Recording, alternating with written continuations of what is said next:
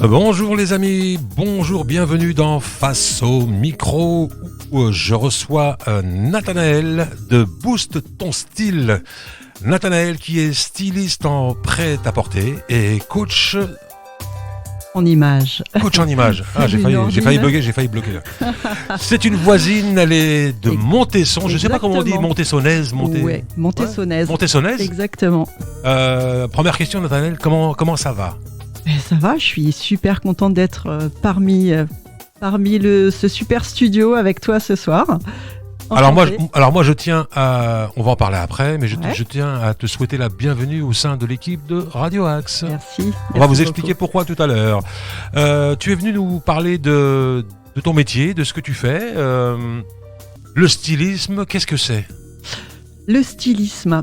Alors, en fait, le stylisme, c'est vraiment penser le vêtement sur le corps des gens et rechercher évidemment des vêtements dans la tendance, mais également penser morphologie, penser gamme de couleurs, penser style. Voilà, c'est un tout. Il faut être très à l'écoute de ce qui se passe dans la rue, dans les défilés, tout ce qui peut capter l'attention de nos yeux. On est tout oui et on a nos yeux grands ouverts, les stylistes. Alors moi, j'ai quand même une question à te poser par rapport à ça, par rapport au stylisme. Moi, par exemple, tu sais, là où on reconnaît, on va dire, un professionnel. Par exemple, je vais te parler de décoration. Moi, par exemple, je pense avoir un petit peu de goût. C'est ce que je pense de moi. Mais j'ai besoin d'avoir les éléments de visu en face de moi pour pouvoir les mettre ensemble. Mais un vrai décorateur, il n'a pas besoin de voir d'avoir tous des meubles ou des décos devant ses yeux pour pouvoir imaginer. Exactement. C'est ça ou pas ? Exactement. Et toi, est-ce que c'est pareil ? T'as pas besoin d'avoir un pull rouge, un pull vert, un pantalon jaune pour voir ce qui va se marier ensemble ? Je dirais que je suis visuelle aussi. Tu sais, il y a plusieurs types d'intelligence et de sensibilité. Et je suis comme toi, j'ai cette sensibilité visuelle. Donc, j'apprends en regardant aussi, mais également le visuel, c'est vraiment en mettant deux matières, deux formes l'une à côté de l'autre, en essayant et en me voyant aussi dans la glace, que je vais me dire tiens, ça match ou ça non. Ben non, finalement, tu vois, c'est pas inné. C'est pas inné, même s'il y a beaucoup de choses que l'on ressent en voyant, mais c'est pas inné. Il y a quand même les choses, il faut essayer, il faut se tromper aussi. Et puis, moi, j'aime aussi beaucoup m'inspirer des looks que je vois, des gens que je vois. Je suis beaucoup sur les réseaux sociaux. Un look va attirer mon œil et je me dis tiens, j'ai un pull comme ci ou j'ai une veste comme ça et je pourrais m'inspirer de ce look et peut-être le transformer, amener ma touche, faire autre chose, l'amener ailleurs. Mais je pars souvent d'une inspiration que j'ai vue. Tu vois, on reste sur le visuel toujours. Ouais. Mais tu seras capable de prendre ton papier, ton stylo, ton crayon, et de pouvoir faire un design sans pour autant avoir tous les tissus, toutes les couleurs dans les mains, en fait. Ouais, il y a... Alors, c'est mieux. Moi, j'aime partir des matières et effectivement d'une gamme de couleurs imaginées, mais au moins de matières parce que ça donne la forme et la structure d'un vêtement. Tu ne travailles pas de la même façon, tu n'imagines pas quelque chose de fluide à partir de n'importe quelle matière ou tu t'imagines pas une veste à partir d'un tissu mou, par exemple. Voilà, ça va être en voyant le tissu, tu te projettes déjà sur, tu le vois porter, tu vois ce que tu vas en faire. Et moi, j'aime travailler comme ça, imaginer à partir des matières ce que je vais pouvoir proposer comme création. Alors en ce moment, le stylisme, c'est très tendance. Le coaching, c'est très tendance. C'est magnifique, tout ça. M6. Où est-ce que tu te situes par rapport à ça? C'est plus une passion. Tu cherches à. C'est plus un. Tu prends plus ça pour un travail. Non, enfin, je sais pas, c'est quelque chose qui me correspond, je dirais. Une passion, un travail. Je m'y épanouis, je m'enrichis autant à faire du stylisme puisque j'accompagne aussi de jeunes créateurs. Donc dans la partie stylisme, en fait, j'accompagne aussi de jeunes créateurs qui veulent lancer leur marque, à définir leur branding, leur univers de style pour vraiment les aider à mettre en place tout leur univers, tous les codes qui vont les définir vraiment visuellement, mais voilà, il n'y a pas que le visuel de ce côté-là. Pour les porter sur leur projet, pour vraiment les aider à se lancer et à savoir jusqu'où aller, comment y aller, ne pas se perdre en chemin de la création et même de savoir toujours se renouveler parce que en fait le branding et toute cette comment dire cette recherche qui est faite en amont d'une création d'une marque, toutes les grandes marques le font, les jeunes créateurs le savent peut-être pas toujours, donc ils lancent parfois à corps perdu quelques créations comme ça, et en fait ils se rendent compte que c'est beaucoup plus compliqué que ça. Enfin le marché de la mode est très compliqué, très difficile, donc il faut vraiment s'entourer le plus possible. Et donc, cette partie-là d'accompagnement m'enrichit beaucoup.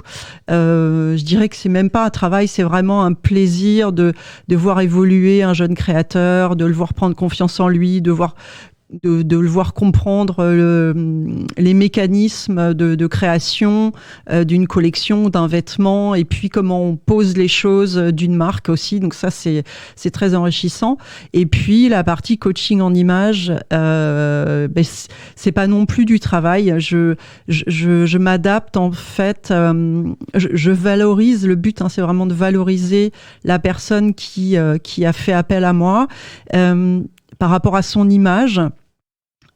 Et en fait, moi, je me déplace à domicile, je fais un coaching complètement personnalisé. D'ailleurs, je ne fais pas deux coachings identiques, ça ne m'arrive jamais. Les gens ont toujours des petits défauts complexes ou problématiques qui leur sont propres et auxquels je dois répondre, en fait. Voilà, donc je prends beaucoup de plaisir parce qu'il y a beaucoup d'échanges. Et il y a une partie de psychologie aussi à travers cet accompagnement. Je dois comprendre leurs complexes ou leurs mots AUX qu'ils n'ont pas forcément expliqués ou transcrits. Et donc, humainement, ça m'apporte aussi beaucoup. Voilà. Et que voulais-je dire d'autre? Le coaching en image également, mais je ne sais plus. Le coaching en justement, image. Là tu parles tu allais parler du coaching en image. Aujourd'hui, l'importance du paraître est on va dire à son paroxysme, on va dire. À l'époque, moi je me souviens que les grandes marques de luxe, par exemple, c'était réservé vraiment à une élite, voilà, qui pouvait se permettre de se payer des sacs à 1000 ou 2000 euros en bandoulière, un tout petit sac.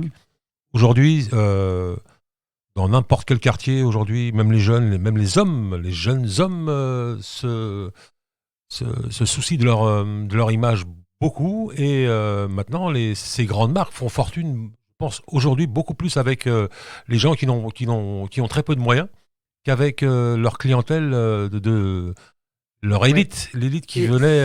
c'est des choses différentes, mais effectivement, ils créent du rêve, ils créent un univers, ils ont créé une communauté, ces marques, qui attirent et qui font que la personne qui va acheter ce sac, ce rouge à lèvres, cette paire de chaussures ou que sais-je, ou ce trench, va faire partie de cette communauté, voilà, Chanel, Vuitton, Saint-Laurent, que sais-je, Margiela ou que sais-je, quoi. Voilà. Ce que moi je propose, c'est quand même vraiment différent. On est quand même sur l'image d'une personne.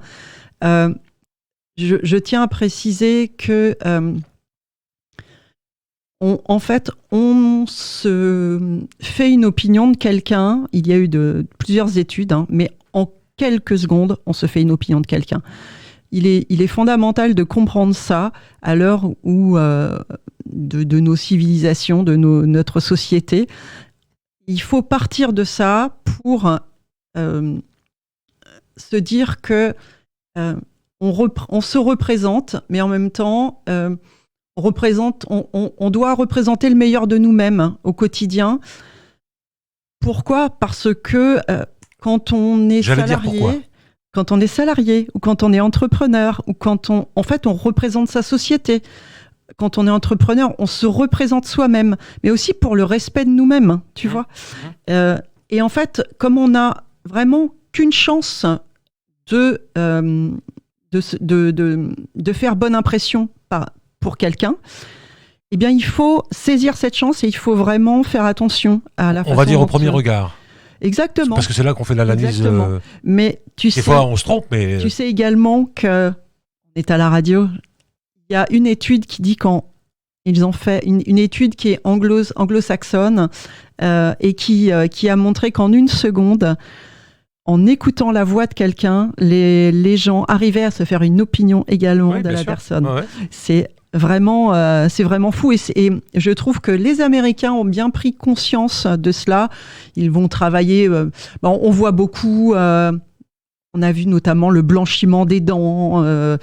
Ça marche beaucoup en ce moment. Les aligneurs de dents, tout ce qui est vraiment essayer d'améliorer la perception que l'on a de soi par les autres. Donc un sourire. Les Américains, les Anglais ont pris conscience de ça beaucoup plus qu'en France. Oh, ça arrive là. C'est bien. Mais ça arrive. Et finalement, Et je dirais que d'ailleurs, 4 personnes sur 5 de mes accompagnements, ce sont des personnes qui viennent me voir pour des raisons professionnelles, qui ont une problématique professionnelle, soit les vêtements qu'ils portent ne renvoient pas l'image qu'ils devraient porter, ou des gens qui vont monter dans une hiérarchie qui est très codifiée, comme la police, les douanes ou que sais-je, et qui doivent aussi, quand les personnes sont jeunes, doivent se reposer des questions et n'ont pas forcément le bagage par rapport aux vêtements et au code des vestimentaires. Justement par rapport à ça, par exemple, quand on voit... Ça m'est arrivé peu de fois dans ma vie, mais bon, j'en ai quand même vu. Quand vous voyez quelqu'un qui arrive avec un costume taillé sur mesure, ça, même si on n'y connaît rien, on le voit tout de suite. Hein. Ouais. Ça impose tout de suite. Ça impose, bien sûr. Tout. Ouais. Il y a un charisme de la personne, bien sûr. Alors, pour aller dans ton sens, effectivement, si on a envie de donner une belle image de soi, et souvent, on veut donner une autre image de ce qu'on est. Bien souvent. Et est-ce que ça paraît pas ridicule ? C'est comme si je vous disais, tiens, j'ai un rendez-vous avec des gens très importants qui, eux, on va dire à 100%, vont avoir des costumes taillés sur mesure. Et moi, je vais avoir un très très beau costume qui m'aura peut-être coûté très très cher, mais qui ne sera pas taillé sur mesure. Mais ils le verront tout de suite qu'il n'est pas taillé sur mesure, mon costume. Exactement. Donc, moi, je pense... Après, moi, je pense qu'il vaut mieux rester soi. Exactement. Je prône ça tout à fait. C'est pour ça que quand je réalise un coaching, j'ai vraiment tout un questionnaire au niveau du style aussi de la personne. Et l'idée, c'est de pas du tout aller dénaturer ce style, peut-être d'aller l'enjoliver ou d'identifier mieux le style de la personne, parce que parfois les personnes sont perdues, ne savent pas, de définir un peu le type de pièce que la personne dans le style qu'elle aime, elle pourrait porter. Voilà. Et après, comment marier les pièces. Mais je travaille également. Donc vraiment, l'idée, c'est de travailler en fonction de la personne et pas en fonction du style que j'ai envie de lui donner. Voilà. Alors, concrètement, comment ça se passe? Moi, je suis un potentiel client. Comment j'ai envie de changer ma façon d'être? J'ai envie de paraître. Je te contacte. Mais pourquoi? Oui, justement. Après, c'est toi qui va. Bah oui, c'est toi qui va essayer de savoir, qui va essayer de comprendre. Il faudra essayer de creuser. Comment ça se passe concrètement? Qu'est-ce que ça coûte? Alors, est-ce que tu disais tout à l'heure que tu faisais donc tes designs, tes dessins pour après ensuite être, on va dire, transformés, créés par un styliste? C'est comme ça qu'on dit? Alors non. Moi, je suis le styliste. Ah, toi, moi, je dessine. Le créateur. Je dessine et allez. Le créateur, c'est vraiment, enfin, le créateur n'est pas c'est pas un job, c'est pas un nom professionnel, un créateur. D'accord. Voilà, c'est le titre que l'on se donne. Mais dans le milieu de la mode, on est styliste, on est modéliste, on est technicien produit, on est, tu vois, on est sourceur ou acheteur. Il n'y a pas de créateur. Créateur n'est pas un terme professionnel. Exactement. Eh bien, c'est plutôt les grands stylistes dans les marques de luxe. Voilà. D'accord. Alors concrètement, comment ça se passe? Ça s'appelle plutôt directeur artistique. D'accord. Dans la musique. Eh ben, directeur artistique, c'est aussi dans les, c'est dans le prêt-à-porter et dans le luxe également. On trouve les deux. Donc je viens. Voilà, j'ai entendu parler de toi, j'ai écouté Radio Axe, je te découvre. Tu me contactes. Je te contacte. Ouais. Comment ça se passe concrètement? Est-ce que ça va me coûter cher, pas cher? Voilà, les questions que tout le monde va se poser. J'ai envie de te dire, le prix, c'est une chose, mais l'accompagnement, il va être... alors, je fais plusieurs types d'accompagnement. Je peux faire un atelier colorimétrie pour définir la gamme de couleurs qui va aller à ton teint et qui va te donner bonne mine, même l'hiver. Tu vois, ça, c'est super. D'accord. Ça, je démarre à 180 € la prestation. Et j'ai plusieurs types de prestations. Mais ça, c'est... alors, tu vas me dire, oui, c'est un peu cher. Mais c'est à vie. Cette gamme de couleurs, elle est la tienne. Ouais, c'est une fois. Ça ne changera jamais. Donc, c'est quand même super. C'est que tu le fais et que tous les hivers, tu vas pouvoir en profiter, avoir bonne mine. Ça, c'est quand même super. Ensuite, j'ai d'autres prestations. Alors, toutes les prestations, sauf la prestation de personal shopper, c'est-à-dire la prestation où j'accompagne la personne à faire du shopping avec elle. J'emmène dans des boutiques, ça, effectivement, c'est dans Paris. Sinon, toutes les autres prestations se font à domicile. Je me déplace dans la région parisienne, chez la personne. Et en amont, donc, on aura discuté avec la personne au départ du type de prestation qu'elle va vouloir. Donc, soit donc, la colorimétrie, soit un atelier qui s'appelle « Je me mets en valeur », donc savoir comment, avec les formes, les lignes, les types de vêtements, les coupes de vêtements, les matières, je peux, donc d'après la morphologie de la personne, je la mets en valeur. Comment on peut travailler ça?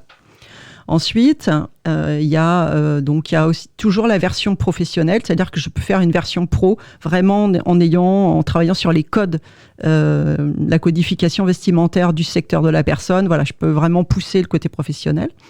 Et sinon, j'ai la même chose, sauf que je pousse le vis, je dirais, jusqu'à aller dans le dressing avec la personne et on constitue des looks avec la personne. C'est-à-dire que je reprends les bases, la morphologie, le style, et on reprend, on va dans le dressing, donc on fait des looks avec ce que la personne elle a, le pourquoi elle n'arrive pas à porter cette veste qu'elle a achetée il y a 5 ans et que définitivement elle n'arrive pas à la porter, alors elle se demande, ou pourquoi cette robe-là, elle arrive à la mettre tout le temps. Et moi je lui explique, je vais lui dire, tu vois, en fait cette robe-là elle correspond complètement à ta morphologie, tu te sens bien dedans? Effectivement, eh bien c'est pour ça que tu arrives à la mettre, ou c'est la bonne couleur également, ou la veste qu'elle va pas réussir à mettre, c'est peut-être le mauvais achat, la mauvaise couleur, la mauvaise matière, ça lui épaissit, ça l'épaissit. Elle est petite, finalement ça l'engloutit. Et je vais lui expliquer. Alors effectivement, parfois il faut se séparer de certaines pièces parce que c'est pas les bons achats. Et puis parfois, je vais lui conseiller, peut-être un achat ou deux d'une pièce qui peut être importante pour compléter une garde-robe qu'elle a déjà. Voilà. Et puis on constitue des looks, on s'éclate à deux, voilà. Et on fait toujours dans le style de la personne. Hein, je dénature pas. J'essaye d'amener un plus, un mariage des formes, des matières, de ce qu'elle a déjà, et j'essaye de l'amener plus loin que ce qu'elle fait et lui donner des astuces, voilà. Et souvent c'est assez bluffant. Les gens n'ont pas imaginé pouvoir porter telle ou telle pièce avec telle autre pièce. Changement radical. Couleur. Effectivement, oui, c'est souvent. Et après, il peut y avoir des commentaires du type mais c'est vachement fun, c'est amusant. J'aimais pas trop, et puis tu t'as un peu décoincé la situation. Je commence à apprécier de m'habiller et à trouver c'est un du peu plaisir. J'en avais entendu parler, mais je l'ai vécu moi aussi dans ma vie en rencontrant quelques personnes, où notamment des femmes qui du jour au lendemain changent de coiffure, mais radicalement de coiffure. Et ben c'est psychologique, on se dit tiens, il y a vraiment un changement là. Il n'y a pas qu'un changement de coiffure. Exactement. Il y a un changement de comportement, de façon d'être. Tu es d'accord avec ça? Exactement. Donc les vêtements, c'est un peu pareil. C'est ça. C'est ça, ça te permet de... Vraiment, on va travailler sur la valorisation de soi, de se sentir mieux. Exactement, tourner une page, envie d'aller vers autre chose, vers du mieux, se sentir bien dans sa peau. Ça permet de travailler la confiance en soi. Bien sûr, mais la crédibilité aussi, tu vois, professionnelle. Ça permet vraiment de travailler sur plusieurs tableaux quand c'est du pro, voilà. Et... ça permet d'aller mieux, quoi. C'est souvent, il peut y avoir des blocages ou des petits complexes. J'arrive pas à m'habiller. Je sais pas. Je m'achète des choses, mais je sais pas les associer. Tu vois. Ah, puis il y a un effort à faire. Il faut aller dans les magasins. Exactement. Faut rentrer dans la cabine d'essayage, essayer, enlever, recommencer, etc. Ça demande un effort.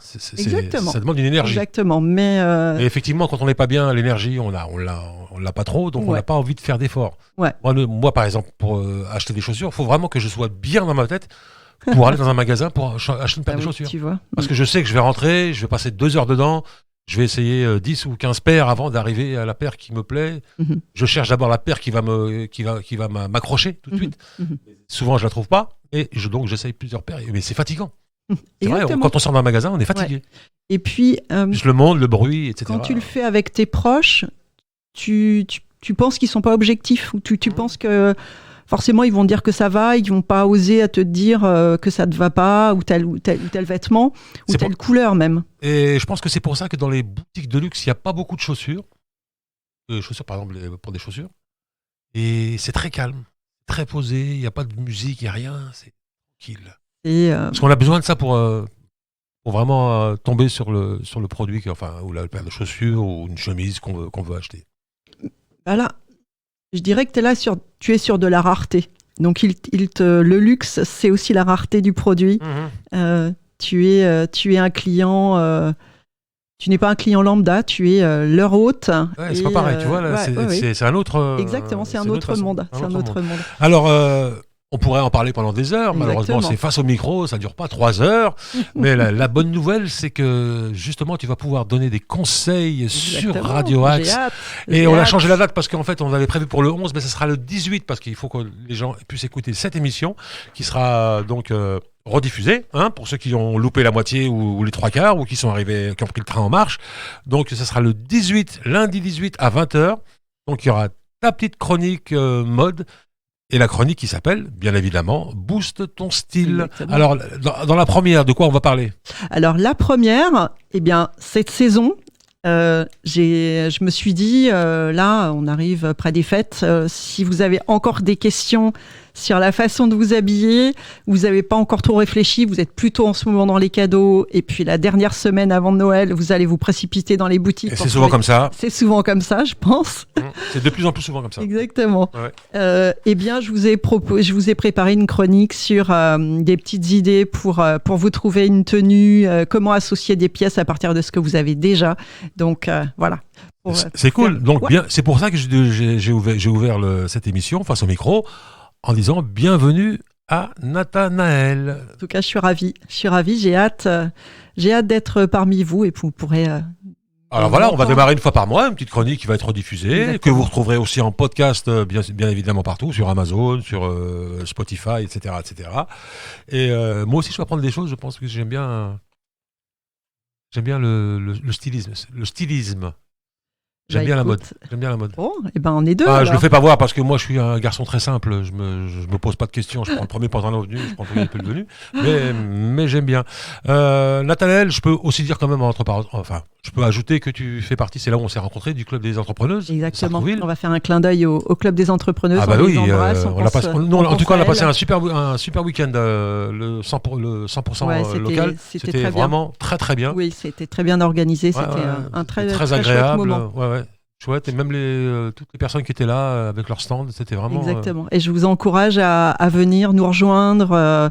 C'est tous les lundis pendant l'année scolaire. Non, pas tous les lundis, regardez sur les réseaux. Je crois que c'est lundi. Le club des entrepreneuses, c'est un lundi sur deux. Ah, c'est ça. Et nous faisons des ateliers business. Donc, si vous êtes...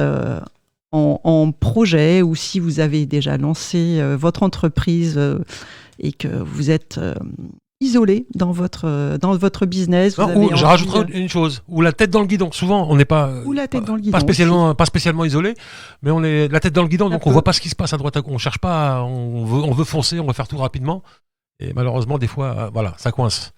Exactement. Donc, il faire une petite pause, réfléchir 2 secondes, dire tiens, je peux aller là, je peux être conseillé ici, etc. Et le club des entrepreneuses, c'est très bien. On peut venir tester une fois, et si ça nous plaît, on vient s'abonner. Et puis, c'est un abonnement dérisoire annuel. Donc, il y a plein d'empathie, de bienveillance dans ce club. Oui, je confirme. Voilà. Je confirme. Je vous invite à venir nous rejoindre. Écoute, Nathanaël, merci beaucoup d'être venu face au micro de Radio Axe. Bienvenue à Radio Axe pour ta chronique qui va débuter donc le lundi 18 à 20h et qui sera en multi-diffusion. Donc ce sera une fois par mois. Exactement. Et que vous retrouverez en podcast. Donc notez bien, booste ton style avec Nathanaël sur Radio Axe dès le lundi 18. Merci d'être venu dans le studio de Radio Axe pour nous présenter ton travail, pour nous présenter ta chronique. Je suis ravie. Nous, on est très heureux de t'accueillir. Je te souhaite de bonnes fêtes. Merci, également. Joyeux Noël, parce qu'apparemment, même joyeux Noël, il ne faut plus le dire. Mais moi, je te dis joyeux Noël. Oui, joyeux Noël, et puis joyeux Noël aussi à vous tous. Très bien, merci beaucoup. Allez, à bientôt sur Radio Axe, les amis. Ciao, ciao.